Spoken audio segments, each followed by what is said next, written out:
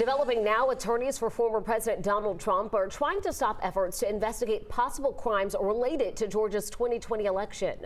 Attorneys filed a motion asking a Fulton County judge to toss a special purpose grand jury's investigative report.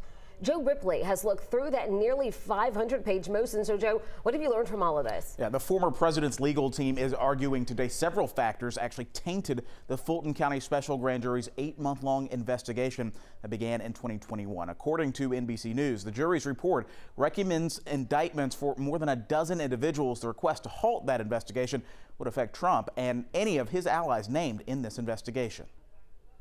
According to the motion filed today in Fulton County Superior Court, former President Trump's attorneys argued the special grand jury process was confusing, flawed, and unconstitutional. That may be a little bit of a fool's errand in the sense that, remember that the special grand jury itself is not even a required part of a criminal proceeding. Former U.S. District Attorney Michael Moore is closely following the case. He says even without the special grand jury's findings, Fulton DA Fani Willis could still issue indictments through a regular grand jury. It looks to me like she has used the special purpose grand jury to just weave a bigger net to catch more fish. The special grand jury was formed to look into alleged criminal interference in Georgia's 2020 presidential election. Attorneys for the former president made 4 requests in their motion: have the jury's report tossed out, prohibit prosecutors from using the grand jury's evidence, disqualify the Fulton DA's office from further investigating or prosecuting the case, and have a judge other than Judge Robert McBurney hear the motion. McBurney oversaw the special grand jury proceedings. When you don't have much of a case and you're a defense lawyer,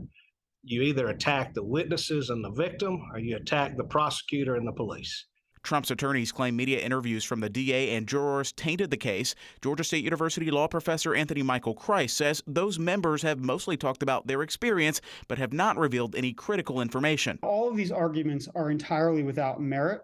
And I think what is happening is the Trump legal team has decided that they're going to try and throw everything against the wall and hope something sticks. Christ says this appeal may drag out the process, but believes criminal indictments will follow eventually.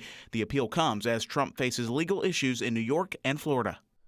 We did reach out to Trump's legal team, did not hear back. We also reached out to the Fulton County District Attorney's Office. It did not have a statement in response to today's motion, but said future court filings would serve as its response. Coming up at 6, I'll walk you through the appeal process and where this case can go from here.